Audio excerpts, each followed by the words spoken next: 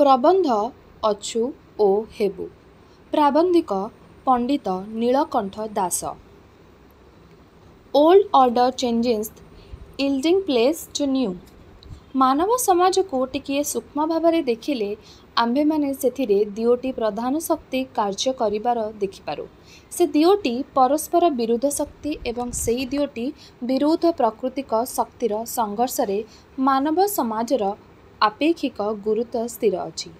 ଯେପରି କେନ୍ଦ୍ରାଭିସରଣୀ କେନ୍ଦ୍ରାପସାରିଣୀ ଏହି ଦୁଇ ବିରୁଦ୍ଧ ପ୍ରକୃତି ଶକ୍ତିରେ ସମସ୍ତ ନାକ୍ଷତ୍ରିକ ଜଗତ ଶୂନ୍ୟରେ ନିର୍ଦ୍ଦିଷ୍ଟ ରହିଅଛି, ସେହିପରି ଏହି ଦୁଇ ସାମାଜିକ ପ୍ରକୃତି ବା ପ୍ରବୃତ୍ତି ମାନବ ସମାଜକୁ ନିଜର ନିର୍ଦ୍ଦିଷ୍ଟ ପଥରେ ସ୍ଥିର ରଖିଅଛି। ସମାଜର ପ୍ରାଚୀନତା ଅନୁଷ୍ଠାନମାନଙ୍କର ସଂରକ୍ଷଣ ସଂଶୋଧନ ପରିବର୍ତ୍ତେ ପ୍ରଭୃତି ଯାବତୀୟ ସାମାଜିକ ପ୍ରକ୍ରିୟା ଏହି ଦୁଇ ଶକ୍ତିର ସଂଘର୍ଷଣ ପର୍ଯ୍ୟବେସିତ।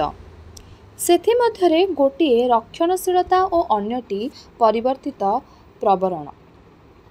ଗୋଟିଏ କହେ ଆମ୍ଭେମାନେ ଚିରଦିନ ପୁରୁଷାନୁକ୍ରମେ ଏହିପରି ଚଳିଆସୁଛୁ, ସୁଖରେ ଅଛୁ, ଏହିପରି ଥିବୁ।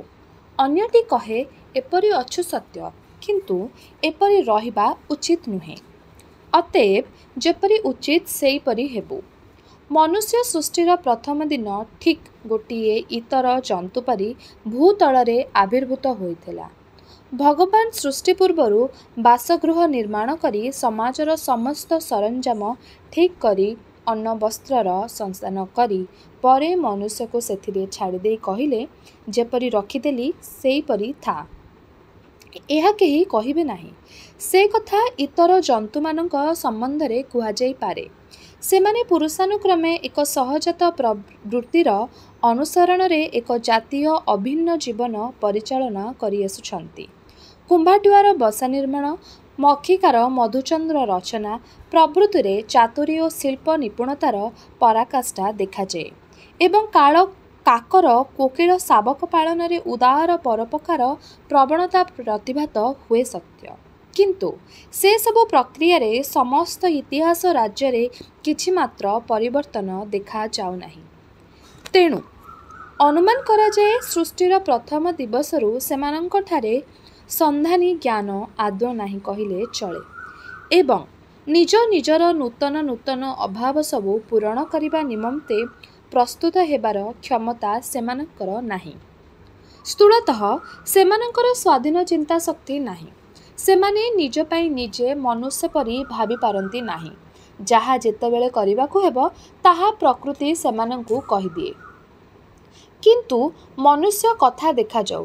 ଦିନେ ଯେଉଁ ମନୁଷ୍ୟ ତୀବ୍ର ସୌରରଶ୍ମି ଓ ଭୀଷଣ କରକା ଦୃଷ୍ଟିରେ ମଧ୍ୟ ଏକାକୀ ଉଲଗ୍ନ ହୋଇ ହିଂସ୍ର ଜନ୍ତୁ ସଂକୁଳ ଅରଣ୍ୟ ମଧ୍ୟରେ ପଶୁବତ୍ ଆହାର, ନିଦ୍ରା, ଭୟ, ମୈଥୁନ ମାତ୍ରର ସୀମାବଦ୍ଧ ଥିଲା, ପୁଣି ଯେ ଦିନେ ବୃକ୍ଷବନରେ କୁଟୀର ନିର୍ମାଣ କରି ସପରିବାରେ ବକଳ ପରିଧାନ ପୂର୍ବକ ସ୍ୱଚ୍ଛନ୍ଦ ବନବାସ ଫଳମୂଳ ଶୋକାଦିରେ ଉଦର ପୂରଣ କରିଥିଲା, ପୁଣି ଅର୍ଦ୍ଧ ସଭ୍ୟ ଅବସ୍ଥାରେ ସେ ସାମାନ୍ୟ କୃଷି ଓ ରନ୍ଧନର ଆବିଷ୍କାର କରି ରାଜ୍ୟର ସର୍ବେସର୍ବା ବୋଲି ନିଜକୁ ନିଜେ ଗର୍ବ ମନେ କରୁଥିଲା, ସେହି ମନୁଷ୍ୟ ଆଜି ଯନ୍ତ୍ରାଳୟରେ ପ୍ରୟୋଜନୀୟ ଭୋଜନର ଉପାଦାନରୁ ଖାଦ୍ୟ ସଂଗ୍ରହ କରି ଚିରଜୀବୀ ହେବାକୁ ଅଣ୍ଟା ଭିଡ଼ୁଅଛି।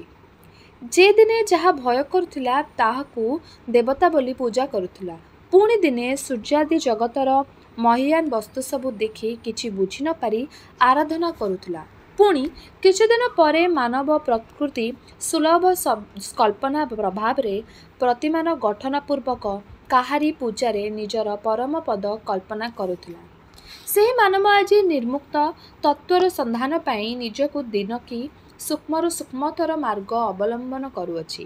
ତାହା କାହାରିକୁ ବୁଝାଇ ଦେବାକୁ ହେବ ନାହିଁ। ଶେଷତଃ ଏପରି ଦିନ ଥିଲା ଯେତେବେଳେ ଏହି ମାନବ ନିଜ ବ୍ୟତୀତ ଅନ୍ୟ କାହାରି ସଙ୍ଗେ ନିଜର ସମ୍ବନ୍ଧ ଅଛି ବୋଲି ସ୍ୱପ୍ନରେ ସୁଦ୍ଧା ମନେ କରି ନଥିଲା। ପୁଣି ମଧ୍ୟଯୁଗରେ ଦିନେ ଜନସଂଘକୁ ଜଗତର ସର୍ବସ୍ୱ ମନେକରି ଏକାବେଳେ ବ୍ୟକ୍ତିଗତ ଜୀବନକୁ ଭୁଲିଯାଇ ଜାତୀୟ ଜୀବନ ଗଠନ କଲା। ସେ ମାନବ ଆଜି ବ୍ୟକ୍ତିଗତ ଜୀବନ ସଙ୍ଗେ ସଙ୍ଗେ ସେହି ମହୀୟାନ ଜନସଂଘରେ ଜାତୀୟ ଜୀବନ ବା ସାମାଜିକ ବ୍ୟକ୍ତିତ୍ୱର ସୋସିଆଲ ପର୍ସନାଲିଟି प्रतिष्ठा प्राणरे अनुभव करी किपरि जीवन को केवल केतेगुड़िए अन्य प्रति कर्तव्य और अन्य ठारू दाबीर समवाय a collection of rights and duties बोली मन करी उन्नत बोली अछि ताहा कोनोसी चिंताशील व्यक्तिर अविदित नाही।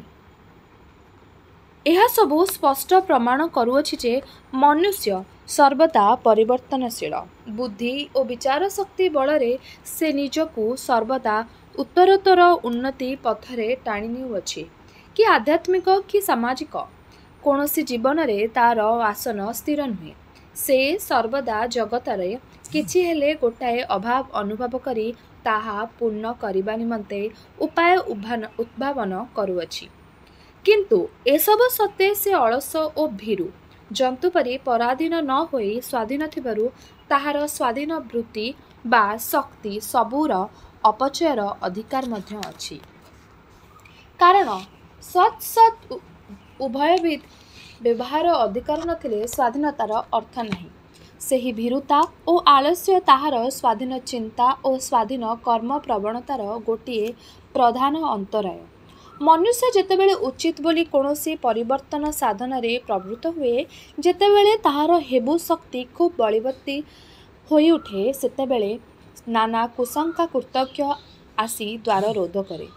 से मने करे एपरी तो भल अछि कौनसी मते काम चली जाउअछि विशेष किछि असुविधा हेउ नाही एपरी बेले परिवर्तन कले महा असुविधा आवश्यक कौन पुणी एही खणी नूतन व्यवस्था संस्थान किए पारे एहीपरि नानाविध उपायर सेही अछु शक्ति पथरोध करे एवं असाधारण लोक नहेले ताहा लंघन करने समर्थ हुए नाही।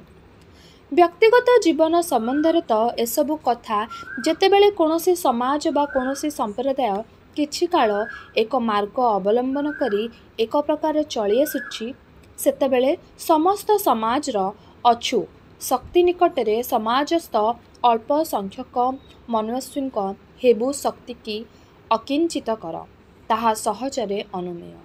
पुणी व्यक्तिगत अछु और सामाजिक अछु मध्यरे प्रभेद अछि। प्रथम कथा समाजरे समस्ते भल कथा बुझंती नाही अभाव नथिले प्रश्न उठे नाही लोके कौनसी प्रकारे संतोषरे थिले बा निजर अवस्था को संतोषजनक विचार कले आउ गवेषणा प्रयासी हुअन्ते नाही दुख बोध कले न दुख पंचम सह बोलो आश्वस्त हुए समस्ते न्यूनाधिक परिमाण रे अभाव बोध कले हे मने करती एते लोक सुखरे अछंती आंबे न रहिबु काहेकि अवश्य समस्ते एते जुक्तितर्क करती नाही अज्ञात भावरे एहीपरि जुक्ति और एहीपरि सिद्धांत लोक मध्यरे प्रवेश करे एहीपरि प्रति मुहूर्तरे मानव अलक्ष्य भावरे केते शक्तिर क्रीडनक होई अछि ताहा टिके भाबी देखिले सहजरे प्रत्यय हेब। साधारण शारीरिक कथारे दृष्टांत स्वरूप बोला जाई पारे आहारर समय हेले मनुष्य खाए किंतु शरीर आहार आवश्यक करुअछि मोर खाइबा उचित अमुक ठारे खाद्यद्रव्य अछि एपरि हाथ बढ़ाइले लक्ष्य ठीक हेब इत्यादि जुक्ति किपरि अतर्कित भावरे होई जाए ताहा केही जानती नाही। आंबे माने संग सहावसर दोष गुणरे किपरि दूषित और शोधित हेउ जो जुक्ति द्वारा आंबे माने आंब मानकर केउ दोष बा गुणर अनुकरणीयता निर्धारण करी सेथिरे प्रवृत्त हेउ ताहा केही कहि परिबे नाही इत्यादि उदाहरण पृथ्वी रे अपरिसीम। अतएव स्थिर हैला प्राचीन परंपरागत समाज रे अछु शक्ति महाप्रबल सेथिरे लोकर साक्षात जुक्ति बा जानी भाव निजर बा समाजर मार्ग स्थिर करिबा अवस्था आउ न थाए मानवर गवेषणा प्रवृत्ति बारंबार बाधा पाइबारु परंपरागत अभ्यास स्वभाव रे परिणत हो जाए। पुणी भारत समाज परी जो सबु समाज रे संप्रदाय विशेष बा संप्रदाय व्यक्तिविशेष पितृ पितामह भक्ति बल रे बलियान होई समस्त समाज परे स्वेच्छातंत्र व्यवस्था देई आसी से स्थान रे अछु शक्ति जे किपरि बलवती ताहा कहिबार प्रयोजन नाही। शक्तिधर माने इच्छा मते आईन प्रचार करी लोकंकर स्वाधीन चिंता और स्वाधीन क्रियाकलापर पथरोध करिअछंती समाज उत्थान शक्ति रहित होई मृतवत पड़िअछि समस्ते किछि न बुझी केवल चित्कार करुअछंती आम्भे भल थिलु, पूर्वपुरुष माने देवता थिले, सर्वज्ञ थिले। सेमाने जहा कहिअछन्ति बा करिअछन्ति ताहा सर्वत भावरे प्रमाद शून्य। आम्भे बुझु बा न बुझु सेमानंक पंथा बोली जहाको जानी आसिअछु सेथिरे ही चालुथिबु। ताहा छड़ा आउ प्रकृष्ट पंथा संभव होई न पारे इत्यादि। ए संबंधरे लेखकक निज जीवनर अनुभवरू गोटिए उदाहरण देले कथाटी स्पष्टतर हेब। जड़े काव्यतीर्थंक संगरे लेखकर देखा होइथिला। कथा प्रसंगरे लेखक कहिथिले तांको निजर विश्वास पाश्चात्य दर्शन अधिक हेयबान हेई कोनोसी मते हिंदू दर्शन ठारू हीन नुहे। लेखक निज विश्वासर कारण स्वरूप आउ दुई चारिटा कथा कहिबाकू उद्यत थिले, किंतु पंडितंकर स्वजाति प्रेमोच्छ्वासर झंकाररे आउ से उद्यम कार्य परिणत होई पारला नाही। पंडिते कहि उठिले, तुमे कौन जान हे? से साइब कौन दीक्षर पढ़ाई देले से हिंदू दर्शन कौन जानिबे? हिंदू दर्शन रु नहीं करी सिना साहेब पदे पदे कथा जहाँ कहिअछन्ति। हिंदू दर्शन लेखक माने सर्वज्ञ, ताकू बली आउ किछि होई पारे कि इत्यादि। लेखक जानते पंडित महाशयंकर ना हिंदू ना ख्रिस्टियान कौनसी दर्शन संगे साक्षात नहीं। पाठक माने बुझी पारुथिबे साक्षात थिले केही एपरी कहि परिबे नाही। जानिथिबा व्यक्ति पक्षरे एपरी आसु सिद्धांतरे उपस्थित होई प्रतिवाद करिबा आदौ संभव नुहे। तेबे एथिरे जे पंडित महाशयंकर व्यक्तिगत कि किछि दोष अछि ताहा नुहे। एहा समाजरे स्वाधीनतार अभाव ओ अछुर प्रभावर फल। एहिपरि आपात सुख प्रिय मानवर स्वाभाविक आलस्य और भीरुता हेतुरु अछू शक्ति व्यक्तिगत जीवनरू आरंभ करी सामाजिक जीवन पर्यंत आधिपत्य विस्तार करे एवं एही सामाजिक जेते प्राचीन परंपरागत भीरुता समाजरे तेते बंधबूल नुहे हुए। अछु शक्ति सेतिकी दृढ़ भाव समाज को ग्रास करे। लोके आउ निज निज कार्यर संपादना करी देखती नहीं एवं मानव समाज रे दिनकु दिन परंपरानुगत पशु समाज रे परिणत हुए। काहारी काहारी समय समय रे साहसर उदय हेले हेबु भाव प्रणोदित होई से जेतेबेले अविमिश्र चिंता राज्य छाड़ी निजर चिंतानुजाई कार्य करिबा दूरे थाउ चिंता मात्रे समाज रे प्रकाश करे सेतेबेले समस्त समाजर अछु शक्ति एक बलरे ताकू जो धक्का दिए ताहा अति अमानुष नहेले समस्त स्वाधीन शक्ति नष्ट करिबा पक्षरे यथेष्ट। हाँ, ए सबु कले भल हुअंता, किंतु आम्भे किपरि आगे करिबा? लोके कौन कहिबे? लोके तो बुझु नाहांती। आउ किए आग करू आम्भे करिबा, किंबा आम्भ सांगको आउ जन केते हेले आम्भे करिबा। सेतेबेले किए कौन कहिले मध्य आम्भे निजे निजे समाज करी चलिबा इत्यादि जुक्ति आज केते लोकंक मुहरु सुना जाए। संख्या करी हेबो नाही। समस्त शिक्षित लोक उणा अधिकरे एहा बा एही बळी किछि कहिथांती। अवश्य स्वीकार करबाकू हेबो हिंदू समाज पतित और जड़बत हेले ही एही श्रेणीर परिवर्तन प्रयासी सेथिरे टिकिए जीवनर आभास देउछंती, किंतु एपरि क्षीण अविमिश्र चिंता राज्यगत हेबु शक्ति बेसी किछि आशाप्रद नुहे। अछु प्रभाव रे प्रस्तरभूत काठिन्य को तरल करबाकू एपरि क्षीण हेबुर उष्णता किछि मात्र नुहे। चिर परंपरा रे हिंदू समाजर कठोर कुसंस्कार रूप गोटिए देह प्रस्तुत होई अछि, ताहा एही सामान्य हेबु शक्ति रे परिवर्तित हेबा दुसाध्य। हिंदू समाजर अछु बड़ सामान्य अछु नुहे। हिंदू समाज को पाशव पुरदृष्टिहीन रक्षणशीलतार अवतार कहिले बोध हुए केही आपत्ति करिवे नाही। देखंतु यूरोपीय समाज किपरि दिनकु दिन उन्नतर होई मनुष्यर चरम लक्ष्य से मोक्ष और आनंद दिगकु क्षिप्र गति रे अग्रसर हेउअछि, किंतु हिंदूर से पुरदृष्टिहीन अंधविश्वास ही मुख्य अछु। हिंदूर एपरि रक्त मांस मज्जागत होइअछि जे अंधीभूत हिंदू आजी प्रकृत रे कौन अछु ता सुधा देखिबाकू नाही। अर्थात अछु अछि बोली से अहंकार करी आसुछि सत्य, किंतु एबे सुधा से अछुर टिके विश्लेषण करबाकू ताहार प्रवृत्ति हेउ नाही। तेणु प्रकृत रक्षणशीलता कहिले आम्भे माने जहाँ बुझु हिंदूर रक्षणशीलता तहिरु मध्य हीन फल केवल ताहार क्षीण आभास मात्र। जहाँ पूर्वपुरुषरु थिला ताहा रखी आसीअछि बोली हिंदू आजी अहंकार करुअछि, किंतु एही विश्वास जोगु ताहार अंधता एते बेसी होइअछि जे प्रकृत रे ताहार कौन थिला पूर्वपुरुष माने कौन थिले ता से देखि पारु नाही। कुटिलहीन समाज चक्र प्रकृति ताहाकू जहाँ करदेउछि ताहाकू ही से मूढ़ परी सबुठारु उन्नतर मनुष्यता मन करुअछि। पिता माता करती पड़ोशी जहाँ करुचंती व्यासदेव ताहा ही कही जाइअछंती। यह ही तार दृढ़ विश्वास।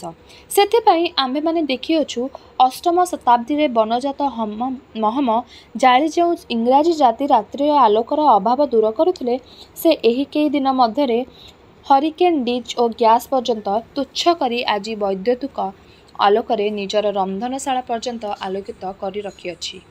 किंतु धन्य हिंदू धन्य तार रक्षणशीलता। ख्रीष्ट प्रतिलोमर सहस्र सहस्र वर्ष पूर्वे जो प्रदीप ऋग्वेदर देवाराधन व्यवहृत होता विंश शताब्दीर समस्त वैज्ञानिक युगांतर पर्यंत तुच्छ करी अविकल से प्रदीप आज तोर से रक्षणशीलता दीपस्तंभ आलोकित करुअछि। अचुशक्ति बा रक्षणशीलता मनुष्यर चिंताशक्ति को आबद्ध करे।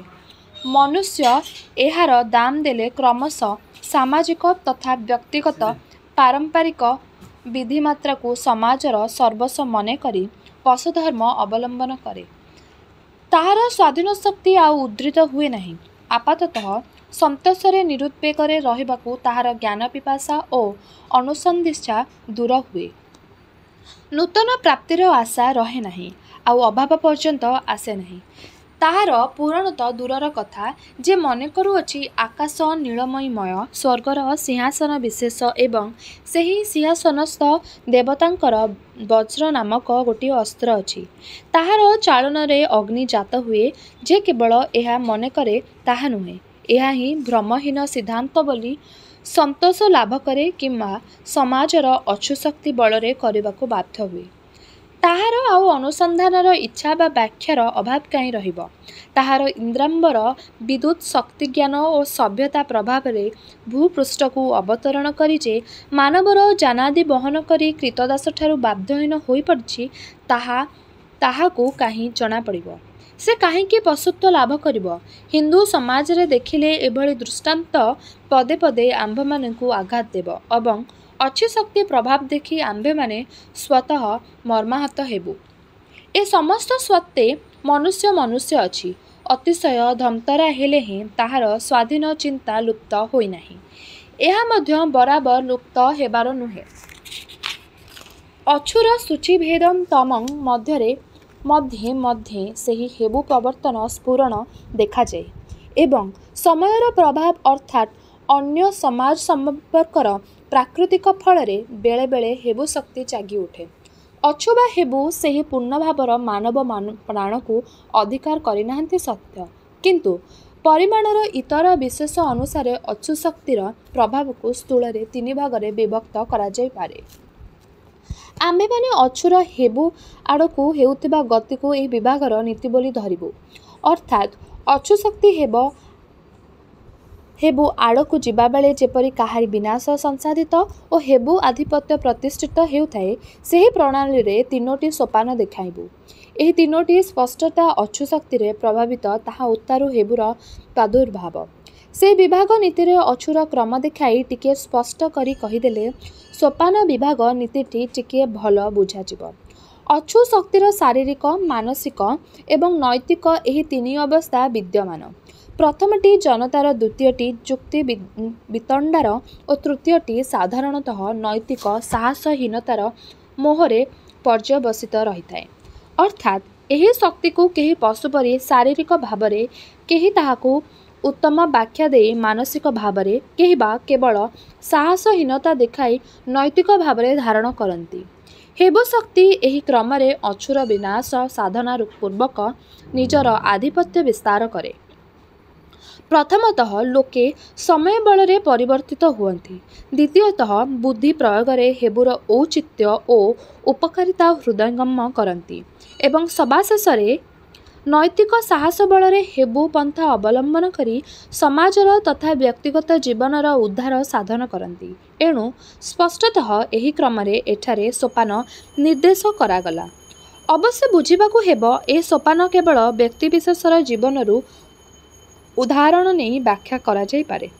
प्रत्येक बेले समस्त सोपान रे थिबा भली लोक न्यूनाधिक परिमाण रे समाज रे थांती ମାତ୍ର କେବଳ ବହୁଳ ବ୍ୟକ୍ତି ସାଧାରଣ ଭାବରେ ସମାଜକୁ ଅନୁପ୍ରାଣିତ କରେ। ଅର୍ଥାତ୍ ଯେଉଁ ଶକ୍ତି ସମାଜର ବେଶୀ ଭାଗ ଲୋକଙ୍କଠାରେ ବହୁଳ ଭାବରେ ପ୍ରଭାବ ବିସ୍ତାର କରେ ତାହା ହିଁ ତତ୍କାଳ ସମାଜର ପ୍ରବୃତ୍ତି ଅବଧାରଣା କରେ।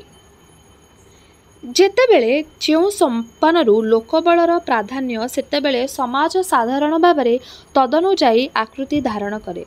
ନିମ୍ନଲିଖିତ ପ୍ରକାରରେ ସେହି ତିନୋଟି ସୋପାନର ଗତିବିଧି ଉଦାହରଣ ସହିତ ପରିସ୍ଫୁଟ କରାଯାଇପାରେ। ଯଥା 1. ପ୍ରଥମତଃ ସମାଜରେ ସେହି ପଶୁକଳ୍ପ ଅନ୍ଧ ତମସାବୃତ ଘୋର ରକ୍ଷଣଶୀଳ ନିମ୍ନତର ସ୍ତର ସେମାନଙ୍କ ଚିନ୍ତାଶକ୍ତି ବରାବର ଲୋପ ପାଇଛି କହିଲେ ଚଳେ। ସେମାନେ କେବଳ ସାଇ ପଡ଼ିଶା ଯାହା କରିଆସୁଥିବାର ଦେଖି ଆସିଛନ୍ତି ତାହା ହିଁ କରନ୍ତି। କେବଳ ସେତିକି ନୁହେଁ, ସେହି ମାନଦଣ୍ଡରେ ଅନ୍ୟର ସାମାଜିକତା କଳନା କରନ୍ତି। କିନ୍ତୁ ସମାଜରେ ବେଶୀ ଭାଗ ଏହି ଶ୍ରେଣୀର ଅନ୍ତର୍ଗତ। ସେମାନେ ଶାସ୍ତ୍ର ଓ ପୂର୍ବପୁରୁଷମାନଙ୍କ ପ୍ରଚଳିତ ବିଧି ସବୁର ବରାବର ଦ୍ୱାୟୀ ଦେଉଥାନ୍ତି ସତ୍ୟ। ମାତ୍ର ନା ପୂର୍ବପୁରୁଷ ନା ଶାସ୍ତ୍ର କାହାର କିଛି ଧାରନ୍ତି ନାହିଁ।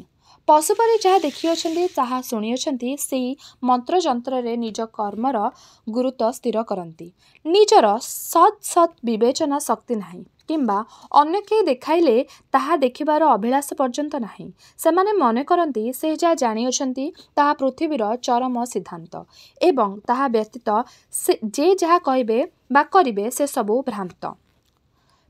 ପ୍ରତ୍ୟେକ ପ୍ରାଚୀନ ସମାଜରେ ସେମାନଙ୍କର ସଂଖ୍ୟା କିଛି କିଛି ଥିବାର କଥା। କିନ୍ତୁ ବଡ଼ ଦୁଃଖର ବିଷୟ ହିନ୍ଦୁ ସମାଜ ଏହିମାନଙ୍କ ପ୍ରଭାବରେ ଚାଳିତ। ସମାଜରେ ଯେଉଁମାନେ ଦିନେ ନେତା ଥିଲେ ସେହିମାନଙ୍କର ବଂଶଧରମାନେ ଆଜି ଅଶିକ୍ଷିତ ଓ ମୂର୍ଖ ହୋଇ ଏହି ଶ୍ରେଣୀରେ ପଡ଼ିଅଛନ୍ତି। ସେମାନଙ୍କ ପୂର୍ବପୁରୁଷମାନଙ୍କର ଅଧିକାର ସୁଯୋଗ ନେଇ ରୋଗରେ ଭୀଷଣତର କରୁଅଛି। ସେହିମାନଙ୍କ ପ୍ରଭାବରୁ ଆଜି ବ୍ରାହ୍ମଣ ଶାସନରେ କଳାଛତା ଧରି ଚାଲିଗଲେ ମନୁଷ୍ୟର ମହାପାପ ହୁଏ। ଜଗନ୍ନାଥଙ୍କ ମନ୍ଦିରରେ ବୈଦ୍ୟୁତିକ ଆଲୋକ ଲାଗିଲେ ହିନ୍ଦୁର ହିନ୍ଦୁତ୍ୱ ନଷ୍ଟ ହୁଏ। ସେତିକି ନୁହେଁ, ସେହି ହେତୁରୁ ପୁରୀ ସହରରେ ବିଷୁଚୁକାର ପ୍ରାଦୁର୍ଭାବ ହୋଇଥିବା ଶୁଣାଗଲା ଇତ୍ୟାଦି ଦୃଷ୍ଟାନ୍ତ ହିନ୍ଦୁର ପ୍ରତ୍ୟେକ ଦିନର କ୍ରିୟାକଳାପରେ ବଡ଼ ଦୁଷ୍ପ୍ରାପ୍ୟ ନୁହେଁ। ଏମାନଙ୍କୁ ସ୍ଥୂଳ କଥାରେ ମନୁଷ୍ୟ ନ କହି ଜନ୍ତୁ କୁହାଯାଇପାରେ। ଏମାନଙ୍କ ଦ୍ୱାରା ଯେଉଁ ସମାଜ ଗଠିତ ତାହା କଦାପି ଜୀବନ୍ତ ସମାଜ ହୋଇ ନପାରେ। ଆମ୍ଭେମାନେ ମାଙ୍କଡ଼ ଓ ତଦ୍ବିଧ ଅନ୍ୟାନ୍ୟ କେତେକ ଜନ୍ତୁ ଯଥା ଉଇ ମହୁମାଛି ପ୍ରଭୃତି ଦଳବଦ୍ଧ ହୋଇ ରହିବାକୁ ଦେଖିଅଛୁ। ସେମାନେ ଆଜି ଦଳବଦ୍ଧ ହୋଇଅଛନ୍ତି ଏମନ୍ତ ନୁହେଁ, ପୁରୁଷାନୁକ୍ରମେ ଏହିପରି ଚଳି ଆସୁଛନ୍ତି। ତଥାପି ସେମାନଙ୍କର ସଂହତିକୁ ସମାଜ ବୋଲାଯାଉ ନାହିଁ, କାରଣ ସେମାନଙ୍କଠାରେ ସାମାଜିକ ଜୀବନ ନାହିଁ। ସେମାନଙ୍କର ସଂହତିରେ ପ୍ରାଣ ନାହିଁ। ସେମାନଙ୍କ ସଂହତ ଜୀବନ କୌଣସି ଉନ୍ନତି ବା ଅବନତିରେ ଚାଳିତ ହେଉନାହିଁ।